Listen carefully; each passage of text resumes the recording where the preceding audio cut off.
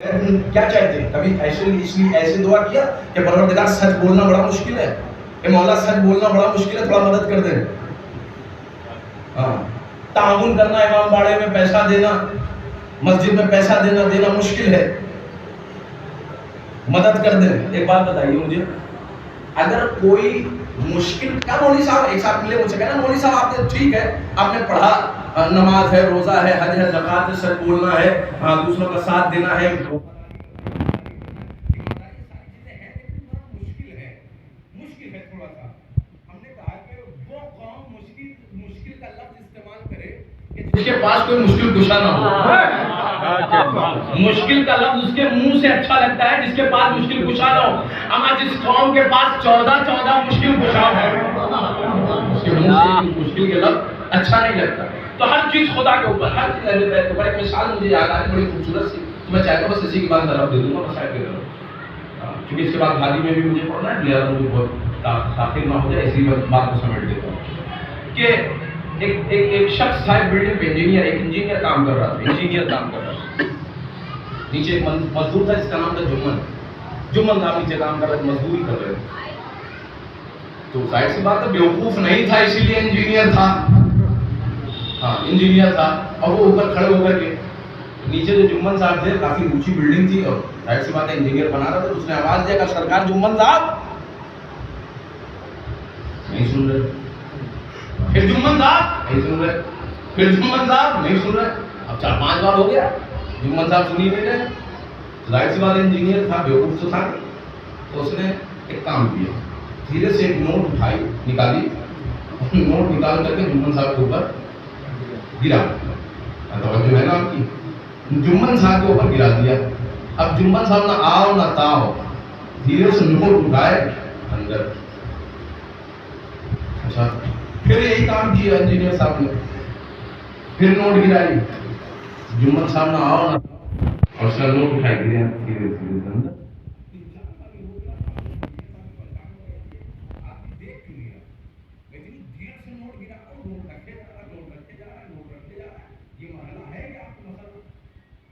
Engineer تھا، بیوقوف تھا، اس نے اب مسئلے کو بدل دیا.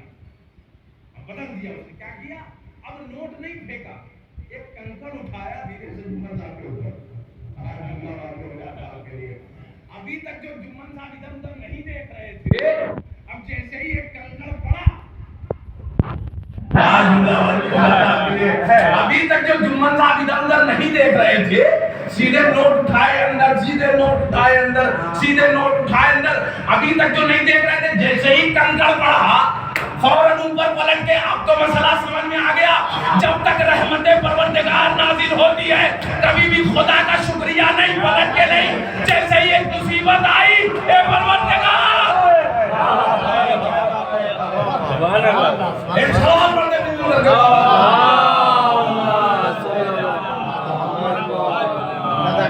کتنی سنا ہم نے خدا کی، کتنی سنا پروردگار کی، کتنی سنا ہم نے نہیں سنا. اور آپ بلیم کرتے ہیں پروردگار سن لے، پروردگار سن لے، تو خدا جو چاہتا ہے وہ ہوتا ہے. لہذا جس نے بھی خدا کے مطابق زندگی گزاری، اور بہت سے لوگ تھے، ہماری زندگی ہم جو بھی کام کرتے ہیں اس میں شامل ہوتی ہے، ہمارا مقصد شامل ہوتا ہے. ہم مجلس میں بھی آتے ہیں، اس میں بھی کہیں نہ کہیں مقصد شامل ہوتا ہے. خدا کی قسم کوئی ایک مجلس ایسی کر لیں گے جو امام حسین کے لیے ہو، ایک مجلس. یاد رکھیں ہمارے میں اور ان کے میں زمین آسمان کا فرق ہے. اور میں بات کو ختم کر رہا ہوں کہ امام حسین علیہ السلام میں، اہل بیت علیہ السلام میں ہم میں بڑا فرق ہے. ہم جب مصلی پہ آتے ہیں تو ہمارا کیا رہتا ہے؟ پروردگار روزی دے دے، پروردگار برکت دے دے، پروردگار اولاد دے دے، پروردگار گھر دے دے، پروردگار گاڑی دے دے، پروردگار گھوڑا دے دے. یہ ساری چیزیں، کپڑا دے دے، لتا دے دے، یہ ساری چیزیں ہمارے ذہن میں ہوتی ہیں. یعنی اپنے مفاد کے لیے یہ ساری چیزیں خود غرضی ہیں، مطلب ہے ساری چیزیں ملتی ہیں، لیکن کوئی ایک ایسا سجدہ جو خدا کے لیے ہو جائے، کوئی ایک ایسا سجدہ جو خدا کے لیے ہو جائے تو ہوتا کیا؟ اس میں سارا مفاد ہمارا چھپا ہوا ہے. لیکن ہم میں اور اہل بیت میں زمین آسمان کا فرق ہے. وہ جب مصلی پہ آتے تو آواز دے کر پروردگار جنت کی لالچ میں نہیں، پروردگار جنت کی لالچ میں نہیں. اچھا ایک مثال مجھے یاد آ گئی بڑی جلدی. ایک بادشاہ تھا، اس نے اعلان کر دیا کہ وزیروں سے کہا، وزراء سے کہا اعلان کر دو پورے شہر میں کہ آج فری میں پھل بٹیں گے. फ्री में फल बटेंगे। तो लोगों को पता चल गया भाई जब फ्री का मामला है तो लुट्टा से सही मच जाती है। फ्री का बादशाह सलामत जो है वो बांट रहा है और तख्त में बादशाह बैठे हुए हैं, बाग जबरदस्त, और उसके बाद बेहतरीन फल अलग अलग किस्म के। हाँ तो लोग बोरा लेकर, बोरी नहीं बोरा लेकर करके आए और उसका भरना शुरू करते, सलाम करते। बादशाह साहब भी जान रहे कि ये सलाम हमको नहीं फलों को हो रहा है, ये हमको नहीं फलों को हो रहा है। अब देखो फल सरकार हाँ हुजूर हाँ तो लोग ले जाओ, और उसके बाद भरते जा रहे। लेकिन उन पूरे शहर वालों ने सिर्फ फल को देखा, लेकिन उसमें एक और शख्स था जिसने फलों को नहीं बादशाह को देखा।